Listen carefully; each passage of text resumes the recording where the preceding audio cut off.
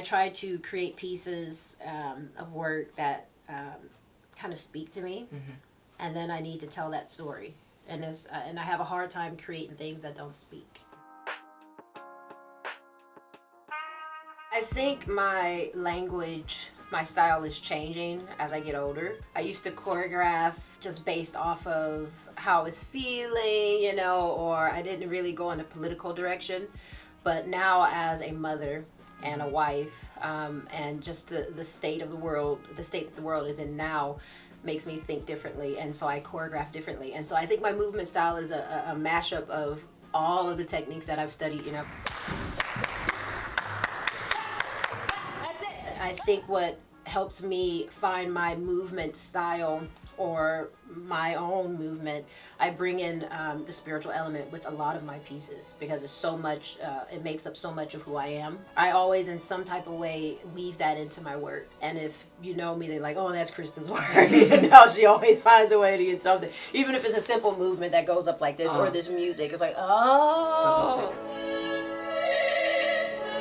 But I love sharp, quirky, quick, fast movement, and I tend to lean more towards that because it's a little bit trickier for the dancers, more of a challenge. And so I think some people are like, oh yeah, I recognize your style. That's Christa, because you tend to do stuff that's angled in or sharp, you know, or quick, and then you go smooth into it, you know.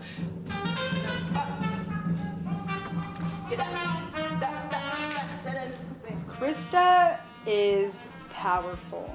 She takes really meaningful, I would say very specific experiences, not only experiences that she has, but other experiences like her family members have. And you can actually feel what the performers or her, like what they're feeling. It's very, very, she creates another world.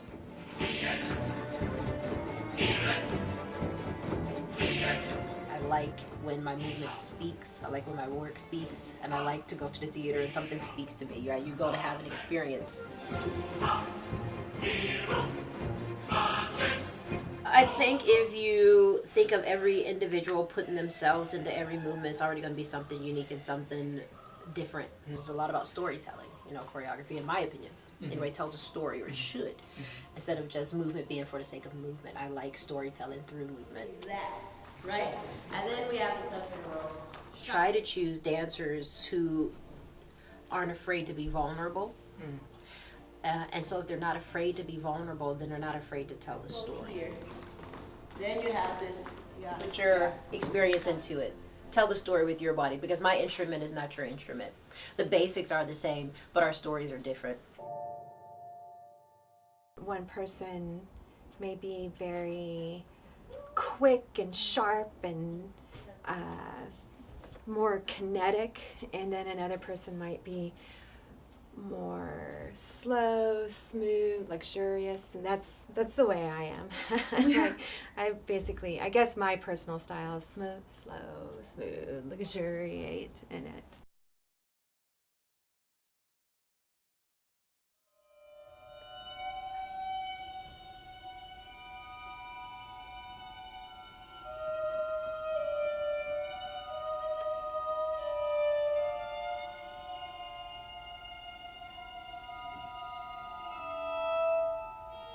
I'm not really big into let's all be moving the same way the whole time.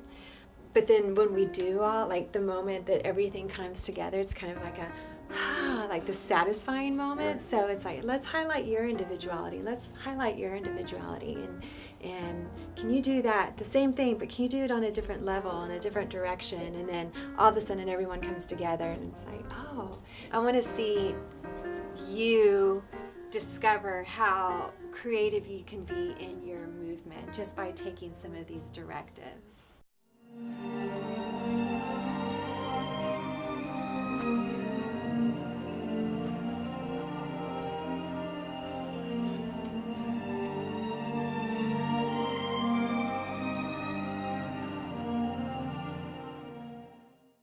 It always reminds me of life. Like you have this plan, you're heading in this direction, and then something happens. I guess we're gonna do it this way now. So I don't go in with an overall plan, I get really excited about, wow, isn't it cool that we were thinking this and then you fell and I loved it, so let's keep that, you know. And so I almost have so much fun with that. Like when it comes to the actual showing of the dance, I'm like, well, I had fun creating it. Kaysie helps me mellow out a lot and help me trust the process more. Dance is not super serious all the time. There's other aspects of it. You know, let it impact you just as much as it impacts the audience. Don't worry about if you get it or not. Enjoy it like you enjoy a sunset, you know, or the beautiful full moon on the horizon. You don't look at the moon and go, but what are you trying to say? What washes over you? So I guess that's the main thing, is I don't want people to try to get it. And so yeah, come and try to be open to it and enjoy it and try to lose yourself in it. I'm just gonna do it, and if you can be open to it, then let's enjoy this ride together.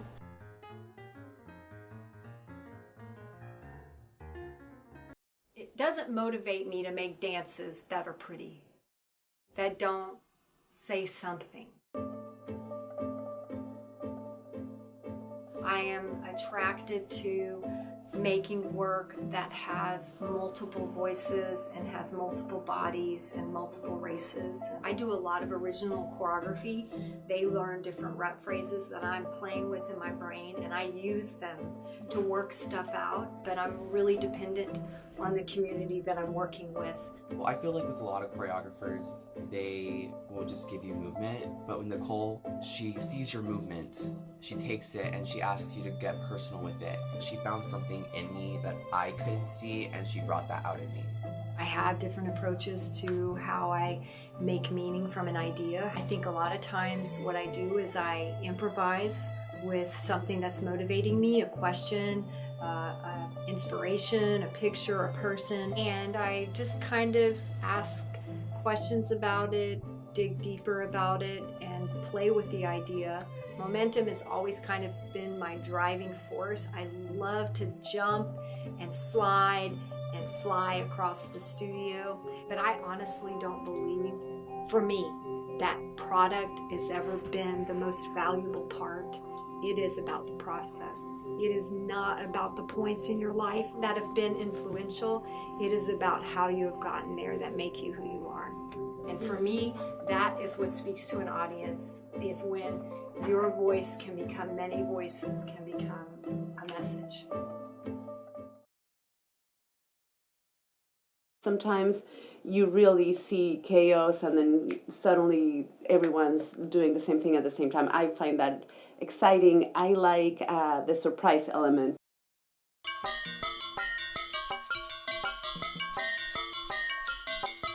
Yeah, I feel like my choreography is very collective, and I like that. I don't want to be the person just telling you what to do, when to do it. I think this creative processes that we go through really allow everyone to grow together. I use improvisation as a tool to create movement. Most of the times when we perform, we're not improvising. Maybe I give the dancers like a few counts to improvise. Maybe the direction for my dancers would be, you come in this diagonal and you want to be on the front of the line. So how do you get there?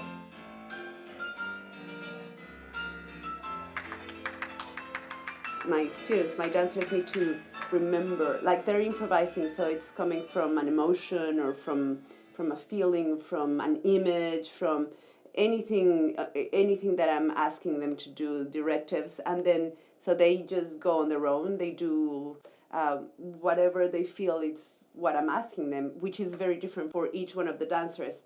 And then I ask them to repeat what they did or to forget about it, and that's how we build a lot of the stuff. She not only uses what we're strong at, but she likes to pull out what we're not so strong at and make that stronger, so we just, in general, become stronger dancers.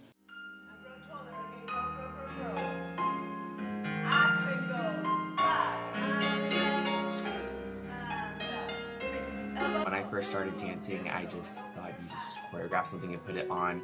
But Anna, she taught me that you could layer things and you could add depth, and it's not just what's there, but you can add all these different things, and it makes this beautiful art.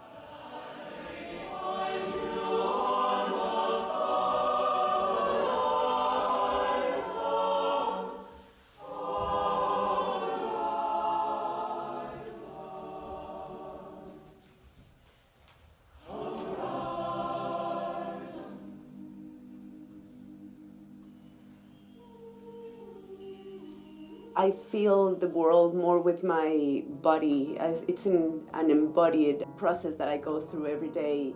Sometimes it makes it to a thought, but sometimes it doesn't. It just becomes a movement. It might not be that I have a specific idea and then I mimic it. It might be that I play some music, let's say, or I watch a documentary, and that brings me to a specific place where I move. What they have to say with their bodies is so compelling that it has to stay there. Even if I had asked them to do something different, I think it's important that each one of the dancers feels like they have a part that they say it's their own world, it's their own voice, their own experience.